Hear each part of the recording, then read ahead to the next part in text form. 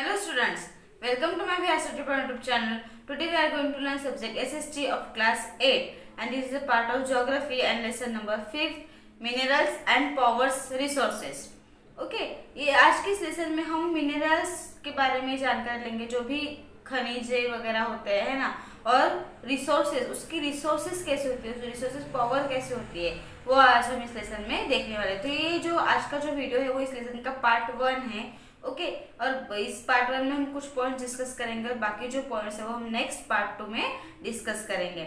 Okay तो इसमें जो फर्स्ट जो पॉइंट है वो है मेथड ऑफ माइनिंग। माइनिंग की जो मेथड, माइनिंग में जो है वो खदान, है ना, जो WCL के जो वैसे ऐसे अलग अलग टाइप के जो माइनिंग्स होते हैं, है ना, तो उनके मेथड कैसे होते हैं। उसमें सरफेस माइनिंग और ओपन कास्ट माइनिंग होती है, उसके बाद अंडरग्राउंड माइनिंग होती है, और pressure solution, pumping and evaporation और एल्यूविलेट माइनिंग, ऐसे कुछ 4 माइनिंग के मेथड होते हैं। और उसमें हम ये भी देखने वाले कि मिनरल रिसोर्सेज कौन से होते हैं। उसमें मेटेलिक और नॉन मेटेलिक मिनरल्स होते हैं। जैसे मेटेलिक में कौन से आते हैं, कॉपर, बॉक्साइट और लीड, जिंक, और नॉन मेटेलिक में डायमंड, जिप्सम और क्वार्ट्ज, ऐसे कुछ नॉन मेटेलिक ऐसी रिसोर्सेज होती है। और इसमें हम थर्ड जो पॉइंट देखने वाले वो है पावर रिसोर्सेज। पावर रिसोर्सेज में क्या आते हैं, फॉसिल फ्यूल्स, न्यूक्लियर पावर और hydrological power, wind energy, solar energy, geometrical energy, tidal energy और बायोगैस। इतने हम पॉइंट्स आज इस लेसन में पढ़ने वाले। तो इसमें से कुछ जो पॉइंट्स है वो आज हम इस पार्ट 1 में पढ़ेंगे, बाकी के जो है वो पार्ट 2 में पढ़ेंगे। ओके तो let's start. Minerals are inorganic chemical compounds or elements that occur naturally. They are the building blocks of the earth and are the main substance that make up rocks. जो minerals होते हैं वो inorganic chemical compounds होते हैं, जो या फिर जो एलिमेंट्स होते हैं वो ऑक्योर नेचुरली होते हैं। ओके और उनकी जो मतलब वो किसके लिए यूज होते हैं, बिल्डिंग ब्लॉक्स करने के लिए, जैसे अर्थ, अपने अर्थ पे, है ना। और मेन सब्सटेंसेस जो होते हैं उसमें वो किससे बनते हैं, वो रॉक से बनते हैं, पत्थरों से बनते हैं। Knowledge and application of minerals provide the basis of machinery on which modern manufacturing depends. और ये जो इसमें जो एप्लीकेशन मतलब मिनरल्स को किस तरह से प्रोवाइड करना है या किस तरह से उसको बनाना है, उसका नॉलेज और उसके एप्लीकेशन जो होती है वो किसके ऊपर बेसिस होती है, मशीनरी चीज़ों पे बेसिस होती है, या फिर वो किसी मैन्युफैक्चरिंग, मॉडर्न टाइप की मैन्युफैक्चरिंग जो प्रोसीजर होती है उसके ऊपर वो डिपेंड होती है। Similarly, power resources existing in the form of fossil fuels have broadened the base of many industries and economic activities today. आज जो है इतने पावर रिसोर्सेस बने हैं, है ना, उसमें जैसे कोई फॉसिल फ्यूल्स वगैरह होते हैं, है ना, जो कई ऐसे इंडस्ट्रीज में और इकोनॉमिक एक्टिविटीज में जिसको यूज किया जाता है उसके बेस पे वो बनाया जाता है। The process through which minerals and fossil fuels are extracted from mines is called mining. और ये जो मिनरल्स है फिर जो फॉसिल फ्यूल्स है जिससे वो निकालते हैं या उसको जिससे माइंस किया जाता है ना, तो उसको माइनिंग कहते हैं।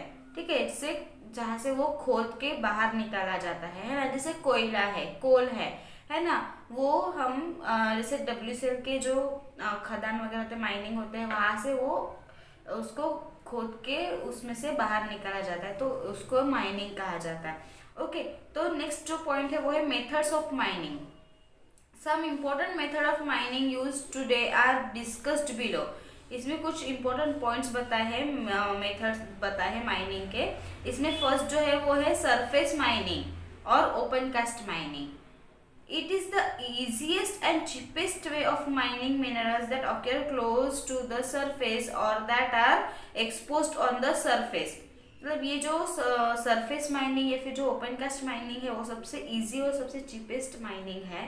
ठीक है, जहाँ से मिनरल्स जो है वो आसानी से निकाला जा सकता है, क्योंकि उसकी जो सरफेस है वो बिल्कुल अर्थ से जुड़ी हुई होती है, लगी हुई होती है ज़मीन से, तो उसको ज़्यादा मेहनत की उसमें ज़रूरत नहीं होती है।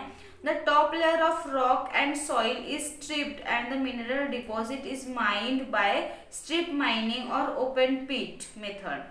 इसकी जो टॉप लेयर होती है वो पत्थरों की होती है और मिट्टी की होती है, सॉइल की होती है। तो इसमें जो मिनरल्स होते हैं वो किसके थ्रू माइन किए जाते हैं, माइन बाय स्ट्रिप माइनिंग, मतलब उसको स्ट्रिप माइनिंग या फिर ओपन पिट से उस मेथड से उसको निकाला जाता है।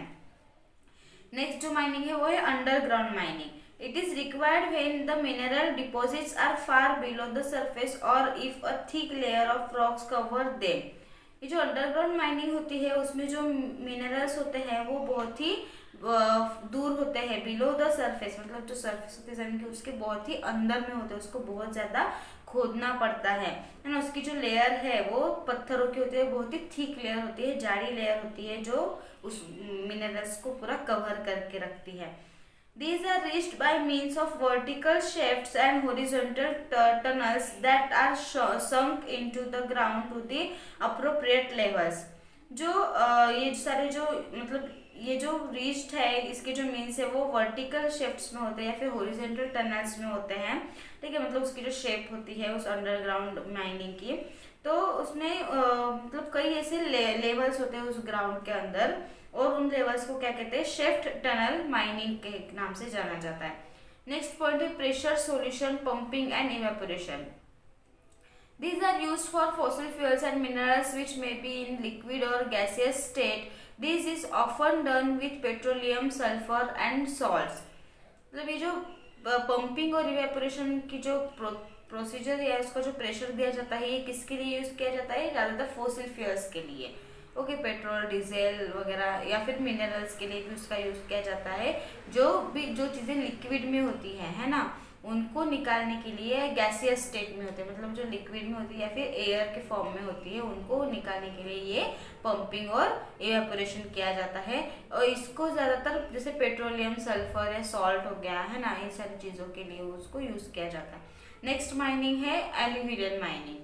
It is used when minerals occur in alluvial deposits. They are usually recovered by panning or placer mining, using water to wash out the lighter waste, leaving behind the heavier mineral. This is done for gold, tin and platinum। ये जो alluvial mining है इसमें जो minerals होते हैं वो alluvial deposits होते हैं, वो ज़्यादातर पैनिंग और प्लेजर माइनिंग से वो रिकवर्ड किए जाते हैं उसको, और उसमें पानी का यूज़ करके उसको वॉश किया जाता है, लाइटर वेस्ट उसको किया जाता है, और उसके बाद उसमें हेवियर मिनरल्स, बहुत ही भारी भारी मिनरल्स उसमें होते हैं, ठीक है। जैसे गोल्ड हो गया है ना, टीन हो गया और प्लेटिनम, ऐसे मिनरल जो है वो ऐसे एल्यूवियल माइनिंग से हमें मिलते हैं। Mineral resources. Next point is mineral resources. Mineral resources are very widely but unevenly distributed. The geological history of a region is a clue to the types of mineral resources found there। ये जो mineral resources है वो बहुत ही ज़्यादा मतलब distributed किए जाते हैं, और जियोलॉजिकल हिस्ट्री के अनुसार जो कुछ ऐसे प्रदेशों में अलग अलग टाइप के मिनरल रिसोर्सेज होते हैं, ठीक है। Generally, they are found in areas where there has been much deformation of the Earth's crust। ये जो मिनरल होते हैं वो ज़्यादातर ऐसे रीजन में, ऐसे प्रदेश में हमें मिलते हैं जहाँ पे ज़्यादातर ज़मीन का डिफॉर्मेशन किया जाता है, अर्थ की क्रस्ट का। Various minerals extracted from mines fall into two major groups. Mines के इसमें कुछ मिनरल जो होता है, कई ऐसे मिनरल्स है जो माइंस में दो मेजर ग्रुप में उसका डिवाइड किया जाता है, एक है मेटेलिक और दूसरा है नॉन मेटेलिक मिनरल्स। ओके, तो इसमें हम पहला देखेंगे मेटेलिक मिनरल्स। मेटेलिक मिनरल्स में पहला आता है iron. It is the most important mineral that makes up for almost 5% of the earth's crust. ये जो आयरन है वो सबसे इम्पोर्टेंट मिनरल है, इसमें मेटेलिक मिनरल्स में सबसे इम्पोर्टेंट मिनरल होता है, और वो 5% ज़्यादातर ऑलमोस्ट 5% वो मिलता है हमें अर्थ के क्रस्ट में। This mineral is the backbone of industries that require steel. ये जो आयरन है, ये जो आयरन जो मिनरल है वो बहुत ही मतलब इंडस्ट्री का एक बैकबोन है, मतलब कारखाने में ज़्यादा इसका यूज़ किया जाता है स्टील बनाने के लिए। It is also used to make machinery and tools in construction work, for transport equipment and allow to make a variety of products। और इसका यूज़ मशीनरी चीज़ों को बनाने के लिए, हथियार वगैरह बनाने के लिए, कंस्ट्रक्शन वर्क के लिए, ये सारी चीज़ों के लिए भी उसका यूज़ किया जाता है, और ट्रांसपोर्ट के लिए भी उसका यूज़ किया जाता है, इक्विपमेंट के लिए। ठीक है। और इसके बाद जो सेकेंड है वो है, आयरन के बाद जो सेकेंड मेटेलिक मिनरल है वो है copper. It is the first mineral to have been used by humans. ये कॉपर एक ऐसा पहला मिनरल है जो ह्यूमंस के थ्रू वो यूज किया जाता है, मतलब ह्यूमंस उसका यूज करते हैं। Okay, humans. तो more than half of all copper mine is use to make electrical wires and cables. ज्यादातर कॉपर का जो यूज है वो किस लिए किया जाता है? इलेक्ट्रिकल वायर्स बनाने के लिए और केबल्स वगैरह उसका यूज किया जाता है। It is also used in manufacturing automobiles, machinery, coins, tools and utensils. और ज़्यादातर इसका यूज जो है वो ऑटोमोबाइल्स में, मशीनरी चीज़ों में, कॉइन्स बनाने के लिए, और टूल्स, औजारे, हथियारे वगैरह बनाने के लिए, और बर्तन वगैरह बनाने के लिए उसका यूज किया जाता है। नेक्स्ट जो है मेटालिक मिनरल वो है bauxite. Bauxite is the ore from which aluminium is extracted and used in the manufacture of aeroplanes, machines and tools, electrical cables and wires, utensils, furniture, packaging and in construction work।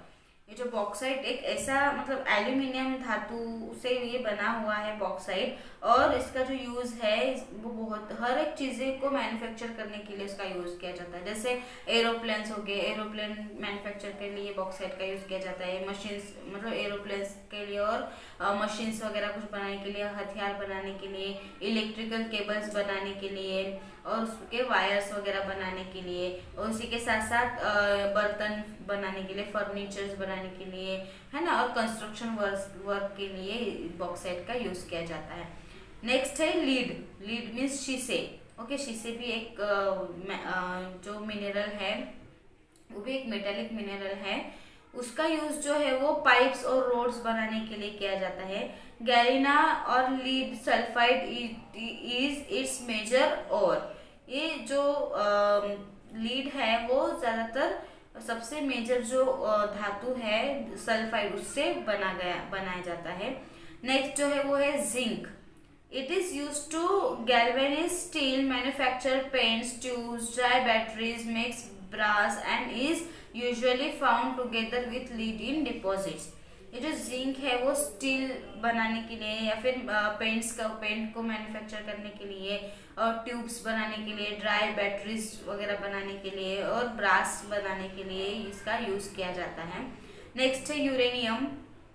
It is a radioactive mineral used in the generation of nuclear power to propel spaceships, manufacture bombs and missiles, and in small quantities in agriculture, medicines and other industries।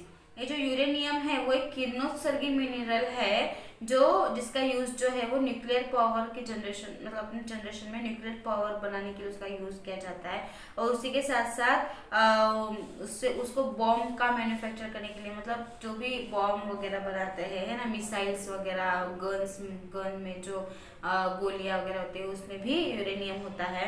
और जो इसका जो use है बहुत ही कम quantity में खेती में भी किया जाता है, और मेडिसिन बनाने के लिए और अदर इंडस्ट्रीज में, कारखानों में वगैरह उसका यूज किया जाता है। नेक्स्ट जो है मेटेलिक मिनरल वो है gold. Gold is use to make jewellery, है ना, ज्वेलरी बनाने के लिए गोल्ड का यूज किया जाता है। Small quantities of it are used in chemical and some other industries such as electronics, computer, dentistry and glass. और इसका यूज जो है वो कुछ क्वांटिटी में केमिकल्स में भी इसका यूज किया जाता है, और कुछ कारखानों में, इंडस्ट्रीज में भी इसका यूज जो किया जाता है, इलेक्ट्रॉनिक्स के लिए और कंप्यूटर के लिए, और ग्लासेस वगैरह बनाने के लिए। इससे जो मतलब डेंटिस्ट्री, मतलब जो दांत की जो डॉक्टर वगैरह होते हैं, दांत को चेकअप वगैरह करने के लिए जो ग्लासेस होते हैं, उसके लिए भी गोल्ड का यूज किया जाता है। और दांत, मतलब दांत में अगर जैसे दांत वगैरह गिरता है या कुछ होता है तो जो येलो टीथ लगाते हैं ना, किसी का अगर एक आध दांत गिर जाता है तो बीच में जो देखो येलो दांत होता है तो वो गोल्ड का ही होता है, उसमें गोल्ड का ही यूज किया जाता है। Next silver. It is used to make jewelry, silverware, coins, batteries, mirrors, and electronic goods. It is also used in photography. Silver का यूज जो है ज्वेलरी बनाने के लिए किया जाता है, और उसी के साथ साथ सिल्वरवेयर के लिए, और कॉइन्स बनाने के लिए, और बैटरीज के लिए, और मिरर्स, आईने वगैरह बनाने के लिए, और इलेक्ट्रॉनिक गुड्स, जो भी इलेक्ट्रॉनिक चीज़ें होती है उसका, और इसका यूज जो है वो फोटोग्राफी में भी किया जाता है। नेक्स्ट है platinum. It is use to make jewellery, coins, medical apparatus, drugs and electronics. Platinum का यूज जो है वो ज्वेलरी बनाने के लिए, कॉइन्स बनाने के लिए, कुछ मेडिकल की जो चीज़ें होती है उसको बनाने के लिए, और ड्रग्स और इलेक्ट्रॉनिक्स में भी प्लैटिनम का यूज किया जाता है। और नेक्स्ट है manganese. It is obtain from its ores and also from nodular sediments deposits on the sea floor. ये जो मैग्नीज है वो नोडुलर जो धातु है उससे बना गया है, और वो सी फ्लोर में ज्यादातर डिपॉजिट किया जाता है। This minerals is mainly used as ferroalloy in making steels, tiles, bricks, bleaching powder, batteries and also in glass making and colouring pottery. ये जो मिनरल है मैग्नीज, इसका जो यूज है वो स्टील की चीजें बनाने के लिए, टाइल्स बनाने के लिए, ब्रिक्स बनाने के लिए, है ना, ईंटें वगैरह बनाने के लिए, ब्लीचिंग पाउडर बनाने के लिए, और बैटरीज में, और ग्लास वगैरह बनाने के लिए, और पॉटरी जो भी बर्तन होते हैं उनको कलर वगैरह करने के लिए मैग्नीज का यूज किया जाता है।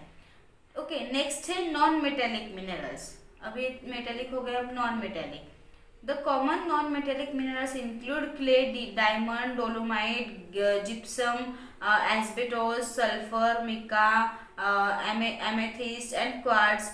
इतने सारे जो नाम है वो नॉन मेटेलिक चीज़ों के हैं, मिनरल्स के हैं, जिसमें क्ले आता है, डायमंड आता है ना, dolomite, gypsum, sulphur, mica, quartz, ये सारी जो चीज़ें हैं वो नॉन मेटेलिक मिनरल्स हैं।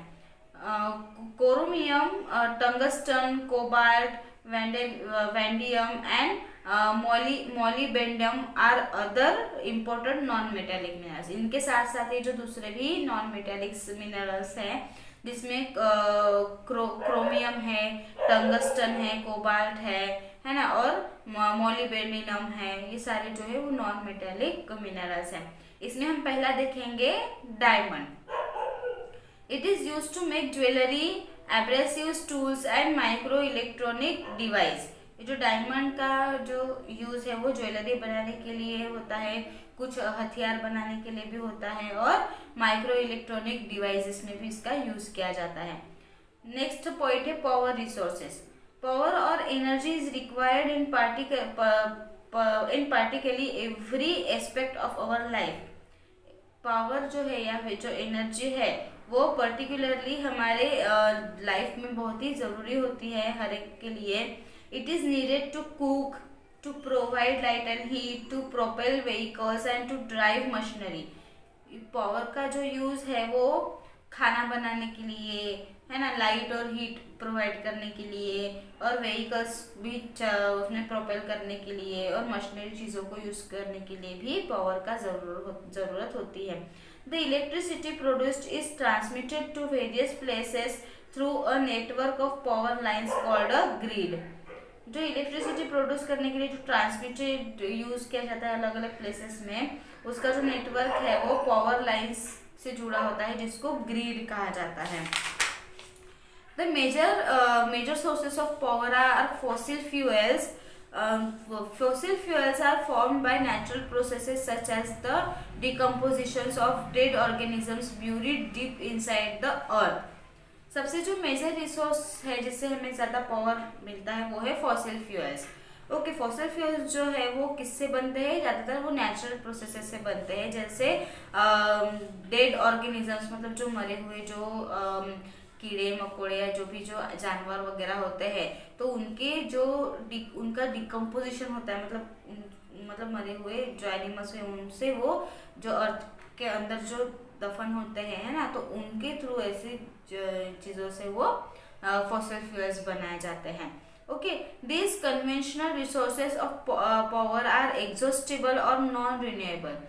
देखिए, जो कन्वेंशनल रिसोर्सेस है उसमें जो पावर होती है, जैसे उसमें दो है, एग्जॉस्टेबल और मतलब जो जिसको हम नॉन रिन्यूएबल कहते हैं, जो रिन्यू नहीं होते हैं, है ना, उनको नॉन रिन्यूएबल या फिर exhaustible. Okay, beside this there are several non-conventional resources of power which are renewable or inexhaustible। और जो चीज़ें जो है वो नॉन कन्वेंशनल रिसोर्सेज से बनाए जाते हैं, कुछ जिनमें उनको पावर लगती है, उनको रिन्यूएबल कहते हैं। मतलब वो डबल हम उसको उसकी उत्पत्ति कर सकते हैं, डबल रिन्यू कर सकते हैं, उसको रिन्यूएबल या फिर इनएग्जॉस्टेबल भी कहा जाता है। जैसे wind energy, nuclear energy, hydro electric power are some example of resources of power.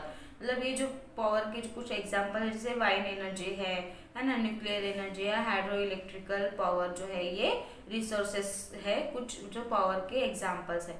ठीक है, अब हम देखते हैं फॉसिल फ्यूल्स। फॉसिल फ्यूल में पहला है कोल। कोल मीन्स कोयला। Okay, coal was form more than 300 million years ago from the compressed remains of ancient tropical forest and ferns। कोल जो है वो 300 मिलियन ईयर्स पहले से जो है इसकी उत्पत्ति हुई है, और ये पूरे अपने जैसे ट्रॉपिकल फॉरेस्ट में, जंगलों में वगैरह ये हमें ज़्यादातर मिलता है। These were submerged and accumulated on swampy ground. Here they decayed to form coal। ये जो कोल है ये ज़्यादातर हम किससे निकालते हैं इस कोल को? ज़मीन के अंदर से, ग्राउंड में से उसको बाहर निकालते हैं हम। ठीक है, different conditions and types of vegetation and time factor cause the formation of different kinds of coal. अलग अलग कंडीशन में अलग अलग वनस्पति ग्रो होती है ना, उसी की तरह उसी के टाइप में अलग अलग इसमें फैक्टर्स में अलग अलग टाइप के कोल भी उसमें बनते हैं। देखो, जैसे peat, lignite, bituminous and anthracite are the 4 main types of coal. इसे 4 टाइप के कोल है। ओके, तो पहला देखते हैं हम peat. It is the first stage of coal formation. ये पहली स्टेज है कोल फॉर्मेशन की। It has a low carbon content of 45% to 60%। It is used only as domestic fuel. ये जो पीट जो कोल है, इसमें कार्बन जो है वो 45% होता है, 60% जो है इसमें जो मतलब लो टाइप में उसका कार्बन होता है। और ये जो पीट है ये डोमेस्टिक फ्यूल के लिए इसका यूज किया जाता है। नेक्स्ट है लिग्नाइट। लिग्नाइट और brown coal is the second stage of coal formation. Peat के बाद ये सेकेंड स्टेज है कोल की। ओके, कोल फॉर्मेशन की। It is used in generating electricity and for the manufacture of gas, plastic and nylon. इसका जो use है वो इलेक्ट्रिसिटी जनरेट करने के लिए किया जाता है, और उसी के साथ साथ गैस मैन्युफैक्चर करने के लिए, और प्लास्टिक्स वगैरह बनाने के लिए, और नायलॉन के लिए उसका यूज़ किया जाता है। थर्ड जो स्टेज है कोल की वो है bituminous. Bituminous coal is higher in carbon content and is the main type of coal mine. ये जो बिटुमिनियस है, बिटुमिनियस कोल जो है वो कार्बन इसमें सबसे ज़्यादा है, हायर है। ओके, और ये जो बिटुमिनियस कोल है वो ज़्यादा मतलब अलग टाइप के कोल माइन में से वो निकलता है। This coal is important for steel making industries and in generating thermal power. ये जो बिटुमिनियस कोल है वो स्टील सबसे इम्पोर्टेंट इंडस्ट्री में होता है, उसमें से स्टील बनाने के लिए। ओके, स्टील बनाने के लिए इसका यूज़ किया जाता है इंडस्ट्री में, और थर्मल पावर स्टेशन में जो थर्मल पावर जनरेट करने के लिए, इलेक्ट्रिसिटी जनरेट करने के लिए उसका यूज़ किया जाता है। और जो फोर्थ है कोल वो है एंथ्रासाइट। एंथ्रासाइट जो कोल है वो फोर्थ स्टेज है। It is hard black coal with very high carbon content. ये सबसे हार्ड मतलब सबसे कड़क ऐसा जो होता है, जो हम यूज करते हैं ना, काला कलर का, ब्लैक कलर का होता है वो। ठीक है, इसमें बहुत सबसे ज्यादा कार्बन होता है, 90 to 95% तक का इसमें कार्बन होता है। It is chief use is for central heating and buildings and steam generation in ships and boilers. इसका जो यूज़ है वो सबसे ज़्यादा मुख्य यूज़ जो है इसका सेंट्रल इसमें होता है, हीटिंग के लिए, गर्मी के लिए, और बिल्डिंग्स में वगैरह नहीं क्या, उसमें हीटिंग के लिए इसका यूज़ किया जाता है। और स्टीम जनरेशन करने के लिए कहाँ पे? शिप्स में, शिप्स में जनरेट करने के लिए और बॉयलर्स के लिए। Okay, next point is petroleum and natural gas. Petroleum is often referred to as black gold or liquid gold because of the following reasons. Petroleum जो है उसको ब्लैक गोल्ड या लिक्विड गोल्ड कहा जाता है, उसके कुछ रीजंस है वो बताया है इसमें। First reason is it produce fuel for heating and lighting and generates thermal power. ये जो मतलब थर्मल पावर को जनरेट करने के लिए ये जो फ्यूल है वो उससे हीटिंग मतलब गर्मी और लाइटिंग देने के लिए इसका यूज किया जाता है। ओके, दूसरा जो रीजन है वो है it is used as a lubricant for machinery के लिए उसका लुब्रिकेंट के लिए उसका यूज किया जाता है। It provides raw material for a number of industries, for example petrochemicals, synthetic fibres and fertilizers. और इसमें कुछ रॉ मटेरियल्स भी प्रोवाइड किए जाते हैं, जैसे इंडस्ट्री में कई इंडस्ट्रीज में जैसे पेट्रोकेमिकल यूज़ किया जाता है, उसी के साथ सिंथेटिक फाइबर और फर्टिलाइजर्स के लिए उसका यूज़ किया जाता है। It has a wide range of domestic uses for cooking and heating, और इनका यूज़ जो है वो घरेलू यूज़ के लिए भी किया जाता है, जैसे खाना बनाने के लिए या गर्मी के लिए, हीटिंग के लिए।